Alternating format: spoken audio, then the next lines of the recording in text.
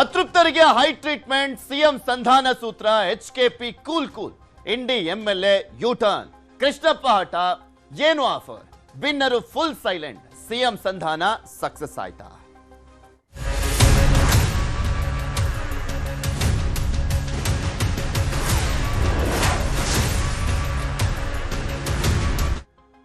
ಕಾಂಗ್ರೆಸ್ನಲ್ಲಿ ಪ್ರಮುಖ ನಾಯಕರು ಅಸಮಾಧಾನಗೊಂಡು ಆಕ್ರೋಶಗೊಂಡಿರುವಂತ ನಾಯಕರನ್ನ ಸಮಾಧಾನ ಪಡಿಸುವಂತ ಕೆಲಸವನ್ನ ಮಾಡಲಾಗ್ತಾ ಇದೆ.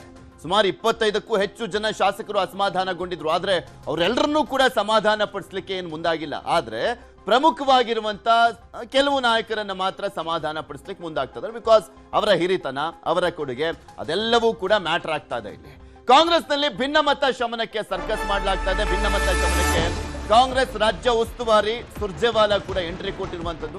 ಒಬ್ಬೊಬ್ಬರನ್ನೇ ಭೇಟಿ ಆಗ್ತಾ ಇದ್ದಾರೆ ನಾಯಕರು, ಸಮಾಧಾನ ಪಡಿಸುವಂತ ಕೆಲಸವನ್ನ ಮಾಡಲಾಗ್ತಾ ಇದೆ. ನಿಮ್ಮನ್ನ ಪಕ್ಷ ಯಾವತ್ತೂ ಬಿಟ್ಕೊಡೋದಿಲ್ಲ, ನಿಮ್ಗೆ ಯಾವ ಸಂದರ್ಭದಲ್ಲಿ ಯಾವ ರೀತಿಯಾಗಿ ಸ್ಥಾನಮಾನ ಕೊಡಬೇಕು ಅದನ್ನ ಕೊಟ್ಟೇ ಕೊಡ್ತೀವಿ ಅನ್ನುವಂತ ಭರವಸೆಗಳನ್ನ ಕೊಡ್ಲಾಗ್ತಾ ಇದೆ. ಸಿಎಂ ಮತ್ತು ಸುರ್ಜೇವಾಲಾ ಭೇಟಿ ಮಾಡಿ ಚರ್ಚೆಯನ್ನ ಮಾಡಿದ್ದಾರೆ. ಎಚ್.ಕೆ. ಪಾಟೀಲ್ ಸೈಲೆಂಟ್ ಆಗಿದ್ದಾರೆ. ಹಿರಿಯ ನಾಯಕರು ಕೂಲ್ ಆಗ್ತಾ ಇಲ್ಲ. ಕೃಷ್ಣಪ್ಪ ಅವರಿಗೆ ಸಚಿವ ಸ್ಥಾನನೇ ಬೇಕು ಅಂತ ಪಟ್ಟನ್ನ ಹಿಡಿದಿದ್ದಾರೆ. ಯಾಕಂದ್ರೆ ಬೆಂಗಳೂರಿನಲ್ಲಿ ಕಾಂಗ್ರೆಸ್ ಗೆಲ್ಲುವಂಥದ್ದು ಅಷ್ಟು ಈಜಿ ಇಲ್ಲ. ಅಂಥದ್ರಲ್ಲಿ ತಂದೆ ಮಗ ಇಬ್ರು ಕೂಡ ಗೆದ್ಕೊಂಡು ಬರ್ತಾ ಇದ್ದಾರೆ ಕಂಟಿನ್ಯೂಸ್ ಆಗಿ. ಅದು ಸೋಮಣ್ಣ ಅಂತವ್ರನ್ನೆಲ್ಲ ಎದುರಾಕೊಂಡೆಲ್ಲ ಗೆದ್ಕೊಂಡ್ ಬಂದಿದ್ರು ಪ್ರಿಯಾ ಕೃಷ್ಣ. ಬಿಜೆಪಿ ಗೌರ್ಮೆಂಟ್ ಇದ್ದಂತ ಸಂದರ್ಭದಲ್ಲೇ ಉಪಚುನಾವಣೆಯಲ್ಲಿ ಆಯ್ಕೆ ಆದಂತವರು ಪ್ರಿಯಾ ಕೃಷ್ಣ ಅವರು. ಅವ್ರ ತಂದೆನೂ ಕೂಡ ವಿಜಯನಗರದಲ್ಲಿ ಸತತವಾಗಿ ಆಯ್ಕೆ ಆಗ್ತಾ ಬರ್ತಾ ಇದ್ದಾರೆ. ಆದ್ರೂ ಕೂಡ ನಮ್ಮನ್ನ ಕನ್ಸಿಡರ್ ಮಾಡ್ದಲೇ ಇರೋದಕ್ಕೆ ಕಾರಣ ಹೇಳಿ, ನಮಗೆ ಯಾಕೆ ಕೊಡ್ತಾ ಇಲ್ಲ ಸಚಿವ ಸ್ಥಾನ ಅನ್ನುವಂಥದ್ದು ಅವರ ಆಕ್ರೋಶಕ್ಕೆ ಕಾರಣ ಆಗಿರೋದು. ಸಚಿವ ಸ್ಥಾನಕ್ಕೆ ಪಟ್ಟನ್ನ ಹಿಡಿದಿದ್ದಾರೆ ಕೃಷ್ಣಪ್ಪ ಅವರು. ಆ ಪಟ್ಟು ಮುಂದುವರೆದಿದೆ. ನಿನ್ನೆ ಸಿಎಂ ಮತ್ತು ಸುರ್ಜೇವಾಲಾ ಚರ್ಚೆ ಮಾಡಿದ್ದಾರೆ. ಕೃಷ್ಣಪ್ಪ ಮನೆಗೆ ಹೋಗಿ ಸಮಾಲೋಚನೆ ಮಾಡಿದ್ರು. ಸಚಿವ ಸ್ಥಾನ ಹೊರತು ಬೇರೆ ಮಾತೇ ಬೇಡ, ಗಡ್ಡಿ ತುಂಡು ಮಾಡದಂತ ಹೇಳಿದ್ದಾರೆ ಕೃಷ್ಣಪ್ಪ.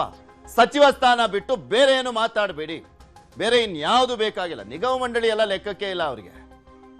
ಖಡಕ್ ನಿರ್ಧಾರವನ್ನ ತಿಳಿಸಿದ್ದಾರೆ ಶಾಸಕ ಕೃಷ್ಣಪ್ಪ ಅವರು. ಸಿಎಂ ಅವರು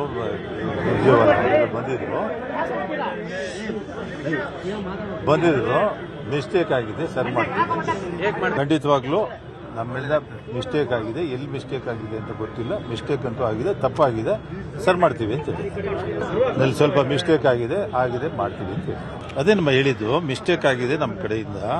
ಎಲ್ಲಿ ಮಿಸ್ಟೇಕ್ ಆಯಿತು ಅಂತ ಈಗ ನಮ್ಗೆ ಅರ್ಥ ಆಗ್ತಾ ಇದೆ. ನಾವು ಮಾಡಿಕೊಡ್ತೀವಿ, ಬೇರೆ ಯಾವುದಿಲ್ಲ. ಇಲ್ಲಿ ಪಟ್ಟಿ ಹಿಡಿಯೋದಲ್ಲ ಅದು, ವಿ ಡಿಸರ್ವ್ ಇಟ್. ನಾವೇನು ಪಟ್ಟಿ ಹಿಡಿಯೋ ಪ್ರಶ್ನೆ ಏನಿಲ್ಲ, ಗೊತ್ತಾಯ್ತಾ? ನಮ್ಗೆ ಬರಬೇಕಾದ್ರು ಬಂದಿಲ್ಲ ಅಷ್ಟೇ. ಅದೇ ತಪ್ಪಾಗಿದೆ ಅಂತ ಹೇಳಿದ್ದಾರೆ ಅಷ್ಟೇ. ಸಿಗುತ್ತಾ ಸರ್, ನಿರೀಕ್ಷೆ ಇದೆಯಾ ಅಂತ? ಇಲ್ಲಿ ಹೇಳಿದ್ಮೇಲೆ ಅವ್ರು ಮನೆಗೆ ಬಂದು ರಿಕ್ವೆಸ್ಟ್ ಮಾಡಿದ್ಮೇಲೆ ನಾವು ಒಬ್ಲೈಜ್ ಮಾಡಬೇಕಾದ್ ನಮ್ಮ ಕರ್ತವ್ಯ ಅಲ್ವೇನಪ್ಪ. ಈಗ ಒಂದೇ ಸ್ಥಾನ ಖಾಲಿ ಇದೆ ಸರ್. ಪ್ರಶ್ನೆ ಅದಲ್ಲಮ್ಮ. ಅವ್ರು ಬಂದು ಕೇಳ್ಕೊಂಡಾಗ ಮಿಸ್ಟೇಕ್ ಆಗಿದೆ ನಮ್ಮ ಕಡೆಯಿಂದ ಅಂತ ಹೇಳಿದಾಗ ನಾವು ಬೇರೆ ಏನು ಹೇಳೋದು? ನಾವೆಲ್ಲ ಸರ್ ಮಾಡಿದ್ದೀವಿ, ಎಲ್ಲ ಕರೆಕ್ಟಾಗಿದೆ ಅಂತ ಬಂದರೆ ಬೇರೆ ಥರ ಮಾತಾಡೋದು. ಎಲ್ಲ ಕರೆಕ್ಟಾಗಿ ಮಿಸ್ಟೇಕ್ ಆಗಿದೆ ನಮ್ಮ ಕಡೆಯಿಂದ. We will see how it what best we can do, will do ಅಂತ ಹೇಳಿ. ಎಚ್.ಕೆ. ಪಾಟೀಲ್ ಜೊತೆ ಕೂಡ ಸಂಧಾನ ಸಕ್ಸಸ್ ಆಗಿದೆ. ಸುರ್ಜೇವಾಲಾ ಜೊತೆ ಚರ್ಚೆ ಬಳಿಕ ಕೂಲ್ ಆಗಿದ್ದಾರೆ ಎಚ್.ಕೆ. ಪಾಟೀಲ್ ಅವರು. ಪಕ್ಷ ಸಂಘಟನೆ ನಿಟ್ಟಿನಲ್ಲಿ ಕೆಲಸ ಅಂತ ಹೇಳಿದ್ದಾರೆ ಎಚ್.ಕೆ. ಪಾಟೀಲ್ ಅವರು. ಎಚ್.ಕೆ. ಪಾಟೀಲ್ ಅವರು ಹಿರಿಯ ನಾಯಕರು. ಆಲ್ಮೋಸ್ಟ್ ಯಾವುದೇ ಕಾಂಗ್ರೆಸ್ ಗೌರ್ಮೆಂಟ್ ಬಂದಂತ ಸಂದರ್ಭದಲ್ಲಿ ಇವರ ಹಿರಿತನವನ್ನ ಬಳಸ್ಕೊಳ್ಳಲಾಗ್ತಾ ಇತ್ತು. ಇವರ ತಂದೆಯವರು ಕೂಡ ಸಾಕಷ್ಟು ಬಾರಿ ಸಚಿವರಾಗಿದ್ದಂಥವರು. ಪಕ್ಷಕ್ಕೋಸ್ಕರ ದೊಡ್ಡ ಕೊಡುಗೆ ಇದೆ ಇವರ ಕುಟುಂಬದವರು. ಪಕ್ಷವನ್ನ ಬಿಟ್ಟು ಹೋಗುವಂತವರಲ್ಲ ಎಚ್.ಕೆ. ಪಾಟೀಲ್ ಅವರು. ಆದ್ರೆ ಅವರ ಅಸಮಾಧಾನ ಇದೆಯಲ್ಲ, ಅದನ್ನು ತಣಿಸುವಂತ ಕೆಲಸವನ್ನ ಮಾಡಬೇಕಾಗಿತ್ತು, ಮಾಡಿದ್ದಾರೆ. ಪಕ್ಷ ಎಲ್ಲವನ್ನೂ ಕೊಟ್ಟಿದೆ, ಪಕ್ಷ ಸಂಘಟಿಸ್ತೇವೆ, ನನಗೆ ಯಾವುದೇ ರೀತಿಯ ಅಸಮಾಧಾನ ಇಲ್ಲ, ರಾಜ್ಯದ ಸ್ಥಿತಿಗತಿ ಬಗ್ಗೆ ಚರ್ಚೆಯನ್ನ ಮಾಡಿದ್ದೇವೆ.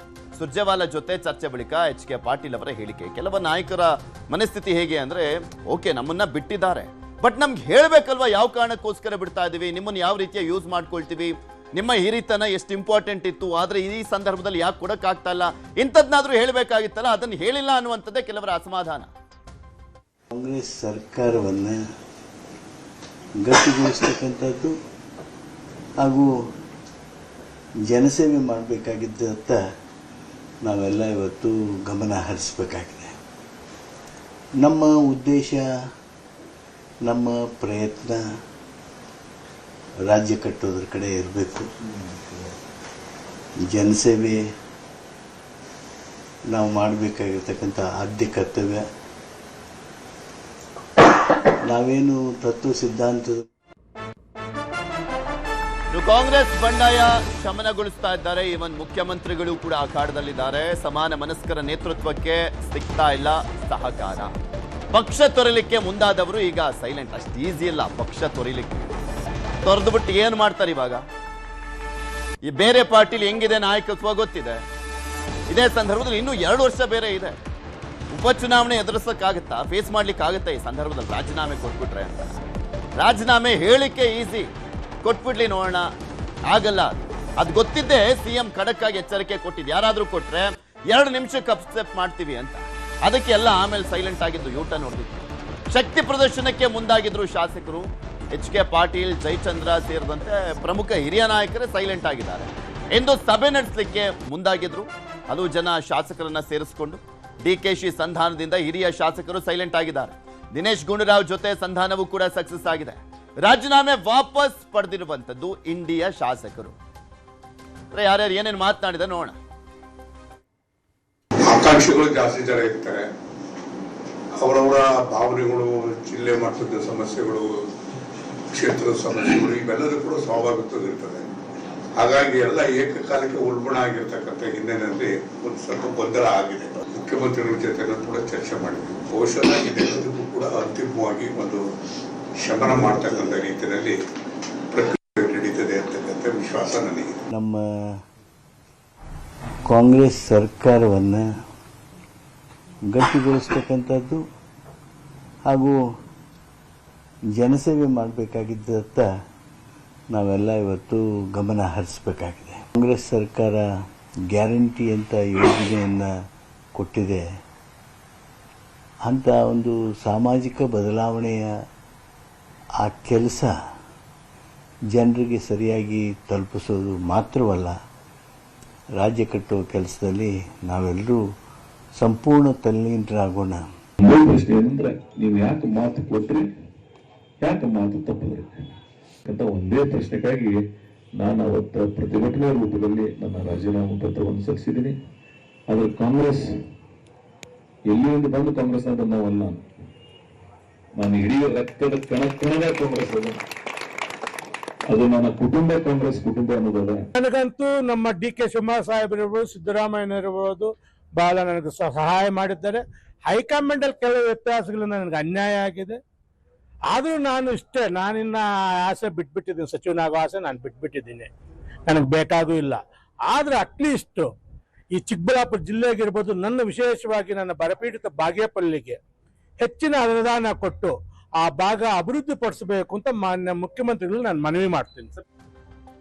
ಇದೆಲ್ಲದ್ರ ಬಗ್ಗೆ ಇನ್ನಷ್ಟು ಮಾಹಿತಿನ ಪಡ್ಕೊಳ್ತಾ ಹೋಗೋಣ. ನಮ್ಮ ಪ್ರತಿನಿಧಿ ಕೃಷ್ಣ ನಮ್ಮ ಜೊತೆ ನೇರ ಸಂಪರ್ಕದಲ್ಲಿದ್ದಾರೆ. ಕೃಷ್ಣ, ನೋಡ್ತಾ ಇದೀವಲ್ಲ, ಸಾಕಷ್ಟು ಅಸಮಾಧಾನ ಇತ್ತು. ಆದ್ರೆ ರಾಜೀನಾಮೆ ಕೊಡ್ತೀನಿ ಅಂತೆಲ್ಲ ಹೇಳಿದಂತವ್ರು ಯೂಟರ್ನ್ ಈಗ ಆಲ್ರೆಡಿ ನಿನ್ನೆ ಹೊಡೆದಾಯ್ತು. ಬಿಕಾಸ್ 2 ನಿಮಿಷದಲ್ಲೇ ಅಕ್ಸೆಪ್ಟ್ ಮಾಡ್ತೀವಿ ಅಂತ ಹೇಳಿದಂತ ಒಂದು ಖಡಕ್ ಎಚ್ಚರಿಕೆಯಿಂದ. ಬಟ್ ಹಿರಿಯ ನಾಯಕರನ್ನ ಸಮಾಧಾನ ಪಡಿಸುವಂತ ಕೆಲಸವನ್ನ ಕಾಂಗ್ರೆಸ್ ಮಾಡಬೇಕಾಗಿತ್ತು. ಅದನ್ನ ಹಂತ ಹಂತವಾಗಿ ಮಾಡುವ ಮುಖಾಂತರ ಯಾವ ರೀತಿಯಾಗಿ ಸಮಾಧಾನ ಪಡಿಸ್ತಾ ಇದ್ದಾರೆ, ಅವರಿಗೆ ಸ್ಥಾನಮಾನ ಕೊಡುವಂತ ಭರವಸೆಯನ್ನ ಕೊಡ್ಲಾಗ್ತಾ ಇದೆ. ಬಟ್ ಒಂದು ಮೇಜರ್ ಅಂದ್ರೆ ಕೃಷ್ಣಪ್ಪ ಮಾತ್ರ ಬಗ್ತಾ ಇಲ್ಲ. ಅವ್ರಿಗೆ ಯಾವ್ದಾದ್ರೂ ರೀತಿಯಲ್ಲಿ ಮಂತ್ರಿ ಸ್ಥಾನವನ್ನ ಕೊಡಬೇಕು ಅನ್ನುವಂತ ನಿಟ್ಟಿನಲ್ಲಿ ಬೇಡಿಕೆ ಮುಂದುವರೆದಿದೆ. ಏನಾದ್ರೂ ಯಾರಿಗಾದ್ರೂ ಕೊಡುವಂತ ಚಾನ್ಸಸ್ ಇದೆಯಾ? ಆ ರೀತಿಯಾದಂಥ ಆಲೋಚನೆ ಇದೆ ಪೃಥ್ವಿರಾಜ್ ರಾಜ್ಯ ಕಾಂಗ್ರೆಸ್ನಲ್ಲಿ. ಈಗ ಯಾರನ್ನ ಈಗ ರಿಪ್ಲೇಸ್ಮೆಂಟ್ ಮಾಡಬೇಕು ಅನ್ನೋ ನಿಟ್ಟಿನಲ್ಲಿ ಈಗ ಡಿ ಕೆ ಶಿವಕುಮಾರ್ ಕಟ್ಟು ನಿರ್ಧಾರವನ್ನು ಮಾಡಬೇಕಾಗುತ್ತೆ. ಯಾಕಂದ್ರೆ ಈಗಾಗಲೇ ಎಲ್ಲರೂ ಕೂಡ ಒತ್ತಡ, ಬೇರೆ ಬೇರೆ ಪ್ರಭಾವ, ಬೇರೆ ಬೇರೆ ಲೆಕ್ಕಾಚಾರದ ಆಧಾರದ ಮೇಲೆ ಈಗ ಮಂತ್ರಿ ಸ್ಥಾನವನ್ನು ಗಿಟ್ಟಿಸ್ಕೊಂಡ್ಬಿಟ್ಟಿದ್ದಾರೆ. ಇನ್ನೇನಿದ್ರು ಕೂಡ ಯಾವುದೇ ಕಾರಣಕ್ಕೂ ಚೇಂಜ್ ಮಾಡೋದಕ್ಕೆ ಸಾಧ್ಯವಿಲ್ಲ. ಈಗ ಎಂ ಕೃಷ್ಣಪ್ಪ ಅವರ ವಿಚಾರ ಬಂದಂಥ ಸಂದರ್ಭದಲ್ಲಿ ಎಂ ಕೃಷ್ಣಪ್ಪ ಅವರು ಸಹಜವಾಗಿನ ಕ್ಷೇತ್ರದ ಅಭಿವೃದ್ಧಿಯನ್ನು ಕೂಡ ಮಾಡ್ತಾ ಇದ್ದಾರೆ. ಮತ್ತೆ ಅನುದಾನ ವಿಚಾರ ಮತ್ತೊಂದಿಗೆ ತಂದು ಅವರು ಪ್ರಸ್ತಾಪನ ಮಾಡಿಲ್ಲ. ನೇರವಾಗಿ ನಾನು ಮಂತ್ರಿ ಆಗಬೇಕು, ಹಿಂದೆ ಏನು ಭರವಸೆಯನ್ನು ಕೊಟ್ಟಿದ್ರು ಅದ್ರ ಮಾತಂತೆ ನಡ್ಕೊಳ್ಳಿ ಅನ್ನೋ ಡಿಮ್ಯಾಂಡ್ ಕೂಡ ಮಾಡಿದ್ದಾರೆ. ಹಾಗಾಗಿ ಆ ಒಂದು ವಿಚಾರವಾಗಿ ಬರುವಂತ ದಿನಗಳಲ್ಲಿ ಮುಖ್ಯಮಂತ್ರಿ ಡಿ ಕೆ ಶಿವಕುಮಾರ್ ಆಲೋಚನೆ ಮಾಡಿ ತೀರ್ಮಾನ ಮಾಡುವ ಸಾಧ್ಯತೆ ಇದೆ. ಸದ್ಯಕ್ಕಂತೂ ರಾಜ್ಯ ಕಾಂಗ್ರೆಸ್ನಲ್ಲಿ ಏನು ಉದ್ಭವ ಆಗಿತ್ತು, ಉಂಟಾಗಿತ್ತು ದೊಡ್ಡ ಮಟ್ಟದ ಭಿನ್ನಮತ ಸದ್ಯಕ್ಕೆ ಬಗೆಹರುವಂತದ್ದು ಈಗ ಕಾಣ್ತಾ ಇರುವಂತದ್ದು. ಮುಖ್ಯಮಂತ್ರಿ ಡಿ ಕೆ ಶಿವಕುಮಾರ್ ಅವರೇ ಮಧ್ಯಪ್ರವೇಶ ಮಾಡೋದ್ರ ಮುಖಾಂತರವಾಗಿ ಅತೃಪ್ತ ಶಾಸಕರ ಜೊತೆಗೆ ಸಮಾಲೋಚನೆ ಕೂಡ ನಡೆಸಿರುವಂತದ್ದು.